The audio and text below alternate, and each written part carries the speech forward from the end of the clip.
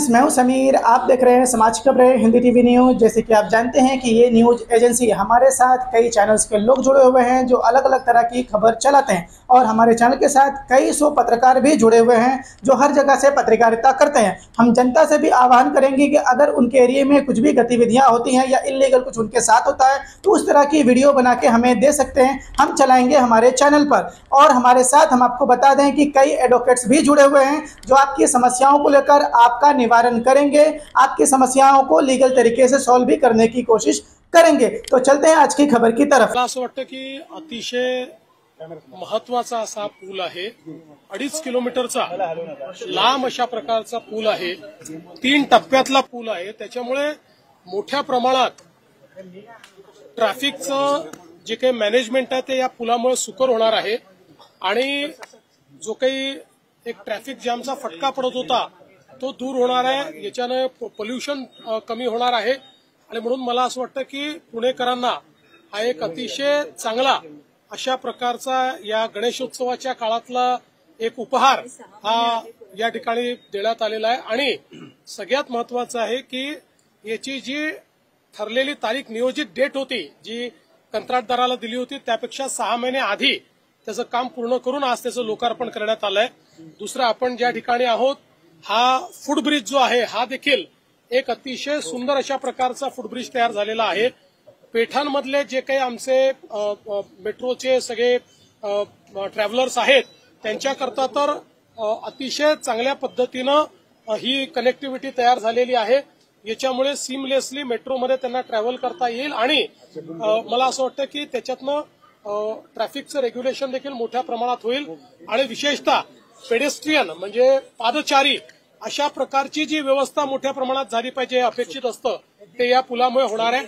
आणि आपण बघू शकता अतिशय आयकॉनिक अशा प्रकारचं स्ट्रक्चर या पुलामुळे तयार झालंय, हे मला असं वाटतं अत्यंत महत्वाचं आहे। सर, कोर्टात आज सुनावणी पार पडली आंदोलनासंदर्भात आणि 4 वाजेपर्यंत मुंबईचे रस्ते मोकळे करा अशा पद्धतीचे कोर्टाचे आदेश आहेत आणि इतर ठिकाणी आंदोलन होणार नाही याची देखील काळजी घेण्यात येईल। मला असं वाटतं, मी प्रवासात असल्यामुळे कोर्टाने नेमकं काय म्हटलंय ते मी ऐकलेलं नाही, पण कोर्टाने मला जे समजलं त्यात हेच सांगितलेलं आहे की जी काही परवानगी होती ती परवानगी काही अटी शर्तींचा होती, त्याचं उल्लंघन झालेलं आहे आणि विशेषतः रस्त्यावर जे काही गोष्टी चाललेल्या आहेत त्या संदर्भात कोर्टाने प्रचंड नाराजी व्यक्त केलेली आहे आणि काही निर्देश हे दिलेले आहेत।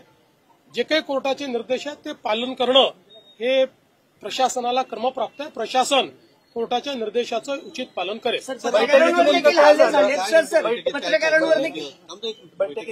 बैठकीमध्ये आम्ही सगळ्या लिगल ऑप्शन्सचा विचार केला, त्याच्यानंतर काही त्या ठिकाणी जे काही मार्ग काढता येतील ते मार्ग काढत असताना कायदेशीररित्या ते कोर्टात कसे टिकू शकतील या संदर्भातली काही चर्चा झालेली आहे। त्यातली काही माहिती अधिकची मागवलेली आहे।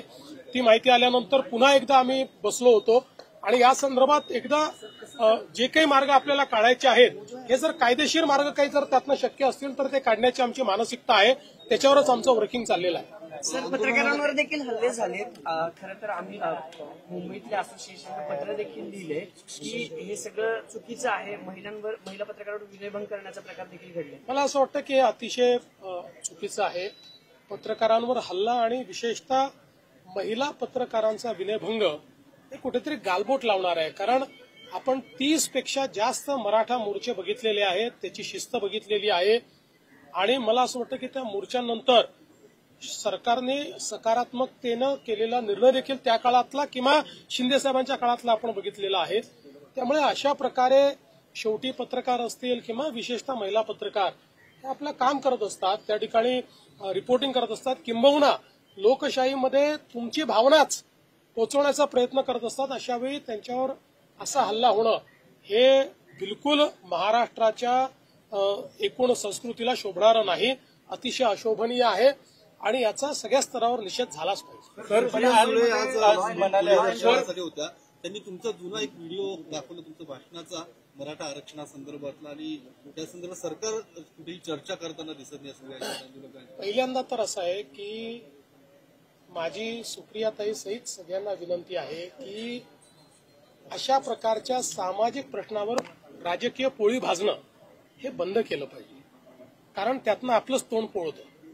आणि दुसरं महत्वाचं लक्षात ठेवा की खरं तर हा त्यांनी स्वतःला विचारला पाहिजे प्रश्न की मराठा समाजाचे प्रश्न इतके का चिघळले आणि त्याच्यावर सोल्युशन काढलं कोणी? त्यांच्या काळात निघालं का सोल्युशन? काढलं का त्यांनी? उलट मध्ये पुन्हा 2.5 वर्षाचं सरकार होतं त्यावेळी तर एकही निर्णय मराठा समाजाच्या बाजूने त्यांनी घेतले नाहीत. जे निर्णय झाले मी घेतले, शिंदे साहेबांनी घेतले, तर पुन्हा आमचं सरकार त्या ठिकाणी घेत आहे. त्यामुळे मला असं वाटतं की आपली राजकीय पोळी भासणं त्यांनी बंद केलं पाहिजे. सर, साऊथ मुंबईच्या लॉ एन्फोर्समेंट कोलॅप्स झाली अशी टीका केली जाते. काही ऍक्टर्सनी सुद्धा तसे ट्विट केले. नाही, लॉ एन्फोर्समेंट कोलॅप्स झालं असं म्हणता येणार नाही. कारण काही ठिकाणी स्पोरॅडिक अशा प्रकारचे बंद आणि रास्ता रोको झाले. त्या ठिकाणी अर्ध्या तासात, 15 मिनिटात, 20 मिनिटात पोलिसांनी ते रस्ते रिकामे केलेले आहेत. त्यामुळे लॉ अँड ऑर्डर कोलॅप्स झाली असं म्हणता येणार नाही. हा, काही घटना मात्र अशा घडलेल्या आहेत की ज्या भूषणावं नाही आहे आणि अशा प्रकारची अपेक्षा आंदोलकांकडनं नाही आहे. आता जर त्याचंही समर्थन होणार असेल तर मात्र मग महाराष्ट्राची संस्कृती कुठे चालली आहे? आपण छत्रपती शिवरायांचं नाव सांगणारे लोक आहोत, आपण छत्रपतींचा इतिहास सांगणारे लोक आहोत आणि छत्रपतींचा इतिहास सांगत असताना अशा प्रकारे जर आपण वागलो तर कुठेतरी आपण त्या ठिकाणी छत्रपतींचा अपमान करतो आहोत का, त्यांच्या संस्कृतीचा अपमान करतो आहोत का, अशा प्रकारचा प्रश्न आहे. आणि म्हणून शेवटी माननीय उच्च न्यायालयाने याचा कॉग्निझन्स घेतलाय. सरकारचा प्रयत्न असतो की सामंजस्याने गोष्टी झाल्या पाहिजेत. त्यामुळे सरकार सामंजस्याची भूमिका घेते, पण एकदा कोर्टाने कडक आदेश दिल्यानंतर मात्र प्रशासन आता ज्या प्रकारची कारवाई केली पाहिजे ती प्रशासनाला करावीच लागेल. साधारण कधीपर्यंत यातून म्हणजे किमान चर्चा मार्ग असं आहे की आजही त्या ठिकाणी विखे पाटील साहेबांनी सांगितलं की तुमचं काही शिष्टमंडळ असेल, चर्चा करणारे लोक असेल, चर्चा करायची कोणाशी? माईकवर चर्चा करा, अशी चर्चा होते का मला सांगा? तरी आम्ही आपलं त्यांच्याकडनं काही आलं तर आम्ही त्याच्यावर प्रयत्न करतो. त्यांनी एक निवेदन दिलंय, त्या निवेदनातनं काय मार्ग निघू शकतो ते आम्ही बघतो. कारण शेवटी सरकारला त्या ठिकाणी कुठली आडमुठेपणाची भूमिका घेता येत नाही. सरकार कधी कुठला इगो धरत नाही. त्याच्यामुळे त्यातनंही जो काही मार्ग काढता येईल तो काढतोय. जर चर्चेला कोणी समोर आलं तर लवकर येईल. सर, मुंबईत हा विषय केंद्राकडे पण महत्वाचा जाणं गरजेचं आहे. त्या बाबतीत राज्य सरकार कायदे तज्ज्ञांचं नाही हे म्हणणं काल पवार साहेबांनी मांडलेलं आहे. पण कायदे तज्ज्ञांनी हे स्पष्ट सांगितलं आणि सुप्रीम कोर्टाने सांगितलंय की हा मुद्दा राज्याच्याच अखत्यारीतला आहे, हा केंद्राच्या अखत्यारीतला नाही. सर, मुंबईत व्यापाऱ्यांकडनं सुद्धा एक पत्र देण्यात आलेलं आहे की कुठेतरी मुंबई स्टँडस्टिल पोझिशनमध्ये येते. या व्यापाऱ्यांना काय आव्हान असेल? मला असं वाटतं की आम्ही बघा पहिल्या दिवशी जो काही लोकांनी धुडगूस घातला त्यामुळे व्यापाऱ्यांनी दुकानं बंद केली, ते निघून गेले आणि मग लगेच आम्हाला उपाशी ठेवण्याचा प्रयत्न केला वगैरे आरोप लागले. पण ते काही कोणीही त्या व्यापाऱ्यांना सांगितलं नव्हतं. तिथे काही लोकांनी धुडगूस केल्यामुळेच ते व्यापारी निघून गेले होते. म्हणून नंतर आम्ही त्यांना सांगितलं तुम्ही दुकानं उघडी ठेवा, आम्ही पोलीस फोर्स ठेवतोय, कुठेही आम्ही काही उधळणार नाही. त्यांनी दुकानं उघडी ठेवली, दुकानं उघडी आहे. क्या आपका एनजीओ है और काम करने के लिए डोनेशन चाहिए लेकिन 1280G सर्टिफिकेट नहीं होने की वजह से डोनेशन नहीं मिल पा रहा है तो आप RTI SKK एजेंसी से संपर्क करें। RTI SKK एजेंसी से संपर्क करके 1280G सर्टिफिकेट बनवा सकते हैं। उठाए फोन और लगाएं कॉल